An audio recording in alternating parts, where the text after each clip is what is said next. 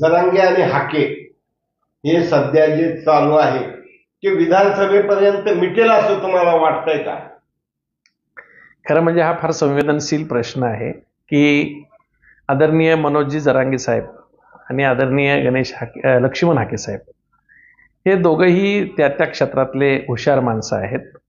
या दोघांची मतं त्यांच्या जागेवर बरोबर आहेत.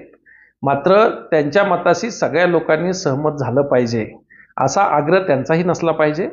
कारण शेवटी काय आहे की जरांगे ज्यांची भाषा बोलतात त्यांचं म्हणणं बरोबर आहे, कारण ते शेवटी मोठ्या समूहाची भाषा बोलतात आणि ती भाषा बोलत असताना त्यांनी जी नस पकडलेली जरांगेनी ती नस योग्य नस आहे. कारण शिक्षणामध्ये आणि नोकऱ्यामध्ये जे प्रमाण जर बघितलं आम्ही त्याच्या ज्या फीस बघितल्या तर त्यांना स्वाभाविकपणे वाटत नाही किंवा आपल्यावर अन्याय होतोय.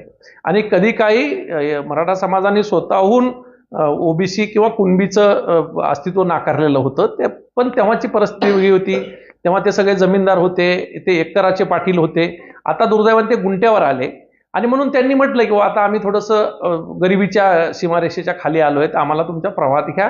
आणि म्हणून त्यांची मागणी कदाचित बरोबरही असू शकते.